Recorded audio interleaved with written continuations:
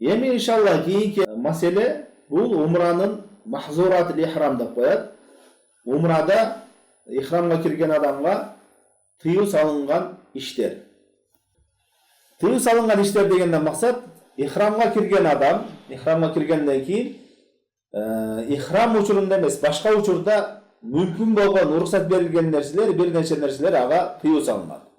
Эгер да ал ошол ихрам учурда ошол иштерди кылып кое турган болсо, тыюу салынган иштерди кылып кое турган болсо, анда ага ушул нерселер милдет болот. Же кой союп кедейлерге таркатат ошол жерде, Меккеде.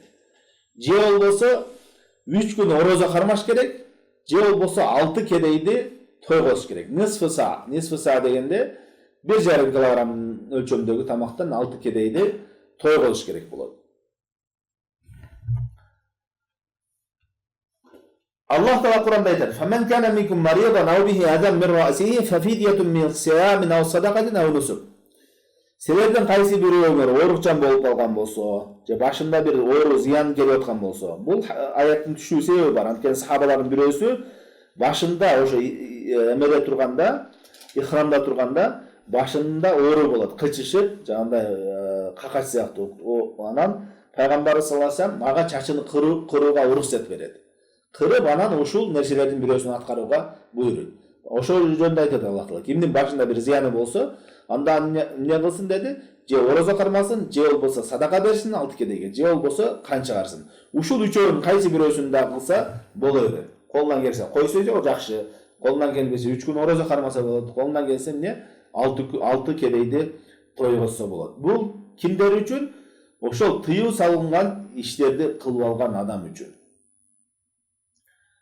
Эми ошо тыюу салып алган иштерден бирөөсү, аларды иншалла катар менен айтабыз, бирок андан мурда бир маселе. Тыюу салынган нерселердин бирөөсү бул аялга кошулуу, эркек аялдын кошулуусу. Бул маселенин өзгөчө, башкага караганда өзгөчөрөөк, башка эмелерге караганда. Кимде ким ихрамга кирип туруп, тавафты кыла элек туруп, аялына кошулуп койгон болсо, ага төмөнкү нерселер милдет болот. Бул ажылыкта да, умралыкта да. Биринчиден анын ошол умрасы жараксыз болот. Анын умрасы жараксыз, бул адамдардын арасында талашсыз. Экинчиден ошол умрасы жараксыз болсо дагы ошол умраны бүтүрүү важип болот. Аллах Таала Кур'анда айтат: "Ва атимул хаджа ва умрата лилlah." Ажылыкты умраны Аллах үчүн бүтүргүлө деди. Үчүнчүсү, ошол умрасыны кайра казасын аткаруусу ага важип болот. 3 нерсе. Бул чоң кылмыш экен да, демек. Тавафтан мурун аялына кошулуп койгон болсо, анда ошо биринчи умраң жараксыз болот, экинчиден эмне кылыш керек? Ошону бүтүрүш керек, үчүнчүдөн ошонун казасыны кайра кылыш керек. Төртүнчүдөн эң оору ага бир төөнү союу важип болот. Төөнү союу. Бул качан? Эгерде таваф менен сайны кыла элек, рүкүндү, түркүктөрүн бүтүрө элек туруп аялына кошулуп койгон болсо. Ал эми тавафты кылгандан кийин, сайны кылгандан кийин бирок важип калды да бир чачты алдырыш керек да, ихрамдан чыгыш. Чачты алдыр элек, чарчап калды, үйгө келип, ательге келип эс алып алып, ана чачымды алдырам, ихрамдан чыкпай тура берейин деп, ательге келип аялына кошулуп койгон болсо, анда эмне болот? Анда жанагындай эле махзуратул ихрам сыяктуу. Же койсо, же 3 күн орозо кармайт, же болбосо 6 кедейди тойгозот. Ушул түркүктөрдүн бүтүрөрүндөн мурда ниетке кирди умрага, ниетке киргенден кийин таваф менен сайны кыла электен мурда кошулуп алган болсо, анда жанагы нерселер важип болот. Бул эң оору ошол эмелердин, эң оору ушул. Андан кийин итраф деген нерселер бар. Махзуратул ихрам эки түрдүү болот. Жана ихрамда жүргөндө тыюу салынган нерселер эки түрдүү болот. Биринчиси бир ишти кылуу да, кылууга тыюу салынган. Мисалы үчүн башты жабуу, тигилген нерсе, денеге бычылган нерсени кийүү, алар келет иншалла. Ошол нерсе. Экинчиси болсо итраф деп коет, бир нерсени жараксыз кылуу. Мисалы үчүн тырмагыңды сындырып алып салуу, чачыңды жулуу, сакалыңды жулуу, түктөрүңдү жулуу. Ушул итраф кандай болот дегенде, Атай Наби Рабахтан фатва келет. Эгерде ихрамда жүргөн адам бир эле түктү жулуп алса, же бир тырмагын сындырса алса, анда ал муддабур дейт. Бир муд деген өлчөмдө бир коштом тамак берет кедейлерге.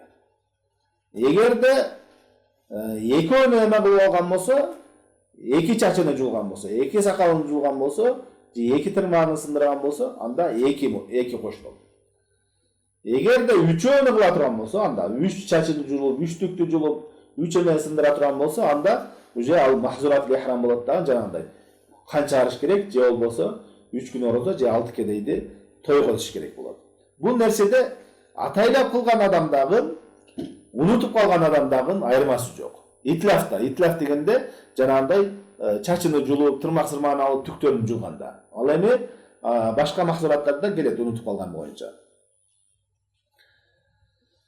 Эми махзуратул ихрам, ошо ихрамда тыюу салынган нерселер, иштер, кайсы иштер дегенде төмөнкү иштер. Биринчиси чачты кырып алуу, же болбосо чачты кыскартуу, же болбосо денедеги кандайдыр бир түрктөрдү жулуу. Мунун баары ихрамга киргенде тыюу салынат. Ошондой эле тырмак алуу, ушунун баардыгы тыюу салынган. Аллах Таала Кур'анда айтат: "Ва ла тахлиқу руусакум хатта яблугал хадию махилла." Силер чачыңарды албагыла, качан гана курбандыгыңарды кылмайынча дейт. Демек, чачты алуу бул ихрамда жүргөндө тыюу салынат. Ошондой эле колтуктун түктөрүнү, денедеги түктөрдүн баардыгыны алуу тыюу салынат. Экинчиси болсо тырмактарды алуу. Тырмактарды алуу дагы бул ихрамда тыюу салынган иштерден. Үчүнчүсү болсо бул эркек киши башыны жабышып турган бир кийим менен жабуусу. Башыны мындай жабыштырып, мисалы үчүн зонтик менен жапсаң, бул башын жапкан болуп эсептелинбейт. Башына баш кийим кийип жаба турган болсоң, бир чүпүрөк менен жаба турган болсоң, ихрамда жүргөндө кандайдыр бир эме менен жабылган болсо. Пайгамбар саллаллаху алейхи вассалам мухрим кайсы нерселерди кийет дегенде, ла ялбасул камиса ва ла имам. Ал көйнөк жана селде кийбесин деди. Тагыраак айтканда баш кийим кийбесин деди. Бул дагы тыюу салынган нерселерден ихрамда.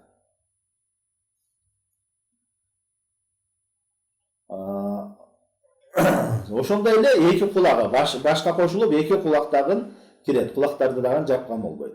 Ал эми аял киши кандай кылат десе, аял киши болсо башыны жабат ал. Бирок аял кишинин ихрамы жүзүндө болот. Жүзүнү жаппайт, бетине. Жана ошондой эле колуна перчатка кийбейт аял киши. Аял киши башка кийимдери кадимкидей эле кийинет ихрамда. Бир гана болгону бетини жаппайт, колдорун жаппайт, билектерине чейин. Түшүндүңбү? Абдуллах ибн Умар айтат: "Ихрамул мар'ати фи важиха ва ихрам раджули фи расиhi." Аял кишинин ихрамы бул жүзүндө дейт. Ал эми эркек кишинин ихрамы болсо бул башында дейт.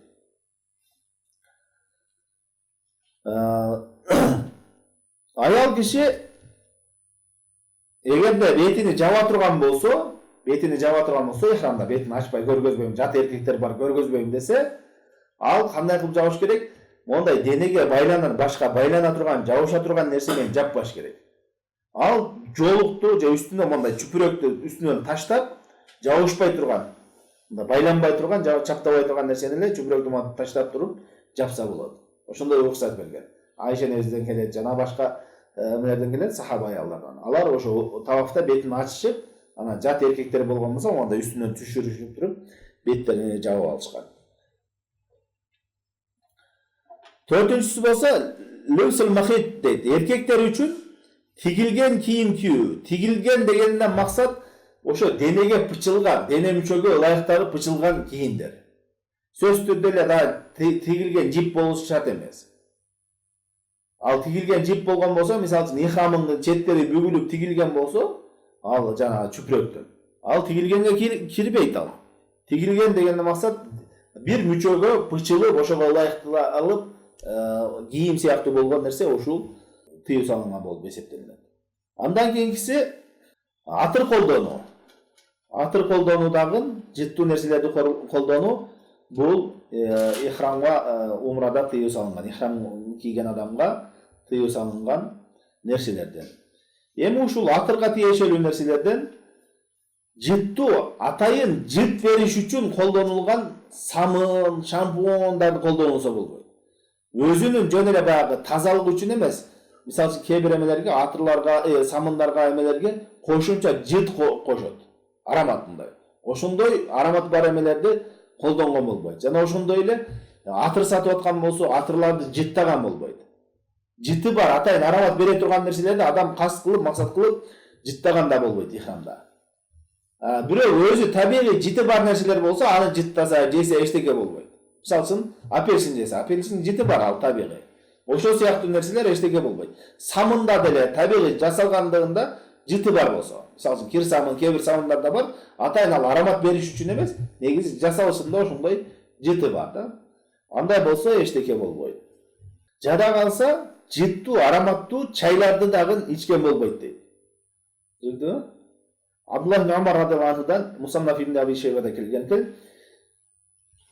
Мухрим ихрамда жүргөн адам кайсы дарыны ичип дарыланса боло берет, бир гана атыры бар жана ароматы бар, жыты бар дарыларды колдонбосун дейт. Демек, чайга нана деген, зафаран деген чөптөр бар. Атайын аромат жыт бере турган. Ихрамда турганда ошолорду кошуп ичпеш керек. Андан кийинкиси, алтынчысы болсо эмне? Катлу сайдил бар. Ошо кургакта жүргөн жаныбарлардын аңчылык кылуу. Мисалы үчүн кой союу, уй союу эмес, жапайы жаныбарларга аңчылык кылуу. Жолдо баратсаң, коюн көрүп калдың, автобусда токтогон. Ошону кой кармап алайын деп аны аңчылык кылсаң болбойт ихрамда жүргөндө. Көбүчкөн көрүп калдың, кандай болбосун, ошо кургакта жашаган жаныбарларды аңчылык кылсаң болбойт. Ал эми эмеде болсо боло берет. Деңиздин эмелери, балык, салыктар болсо. Аллах Таала Кур'анда айтты: "Ва хуррима алейкум сайдул барри ма дум хурма." Силер ихрамда жүргөнүңөрдө ошол кургактагы жаныбарларга аңчылык кылгандар, уучулук кылганыңар арам кылынды дейт. Деңиздин жаныбары боло берет. Жетинчиси болсо aqdun nikah. Ошол ихрамда турганда нике кыйуу, никеге туруу, никеге катталуу. Бул дагы ихрамда тыюу салынган нерселерден. Пайгамбар саллаллаху алейхи ва саллям айтат: "Ла янкихул мухриму ва ла юнкаху ва ла яхтуб." Ихрамда жүргөн адам никахка турбайт, никеге турбайт, эркек болсун. Жана аял дагы никеге турбайт, жана ошондой эле хутбада жуучу да түшпөйт. Ихрамда туруп башка бирөөгө, кызга, аялга жуучу түшсөң, азыр ихрамдан чыксам үйлөнөйүн деп жуучу түшкөн болбойт. Качан ихрамдан чыкмайынча. Абдуллах ибн Умар айтат: "Ла янкихул мухриму ва ла яхтубу аля нафсихи ва ла аля гайрихи." Ихрамда жүргөн адам никеге турбайт, жана өзү үчүн бирөөгө жуучу түшпөйт дейт. Мага тиесинби деп жуучу түшпөйт. Жана ошондой эле бирөө үчүн дагы түшпөйт дейт. Ихрамда турган болсоң, тигиге турмушка чыгып албайсың деп. Мындай көп болот умрада. Бирөөсү эмне? Күйөөсү жок барган, бирөөсү аялы жок барган, аялы жок. Жамаат, алар эмне жолдо жүрүп, Мединада жүрүп, таанышып калышты, сүйлөштү, автобуста кетип атат, ихрамда кетип атат. Жол алыс, анан сөз эме кылышып туруп башташат. Эге могу жолдо, алыс жолдо көндүр бирдеке кылып. Деп ошентип башташат да. Ал болбойт андай. Никеге качан гана эмеден чыккандан кийин кылыш керек. 8-нчиси болсо ал-вату фил фардж. Аял кишиге кошулуу. Аялына кошуу ихрамда турганда. Меккеден Мединага чейин, Мединада 4 күн жүрдү. Андан кийин көбүнчө бизде умрачылар ошондой да. Умрадан Меккеге келет, ихрам менен келет. Меккеге келгенде кээ бирлер дароо эле умрага келет.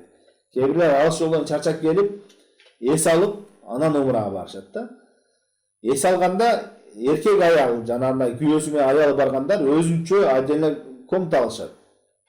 Ошол учурларда аялына кошулган болбойт, умра бүткөнгө чейин аялына кошулбаш керек. Ал кезде сабыр кылып туруш керек. Аялына кошулуп койсоң, ошол учурда эгерде башта электе кошулуп кое турган болсоң, жана айтып өткөндөй, биринчиден умраң жараксыз болот, экинчиден ошол умраны бүтүрүшүң керек болот, үчүнчүдөн ошонун казасын кылышың керек болот, төртүнчүдөн бир төө союшуң керек болот. 9-нчусу болсо аялга кошулуу эмес, аялга жакындаган. Ихрамда турганда аялын өпкүлөгөн, кучакталаган, жада калса алымдар айтат, бир аялды суктанып кайра карап, эгерде ошо жанагындай суюктук мазит чыгып кете турган болсо, анда дагы махзурат ихрам болот. Демек, шахватты козута турган, эркек дүүлүктө турган иштердин эч биринде кылбаш керек. Умраны бүткөнгө чейин ошол иштерди кылбаш керек.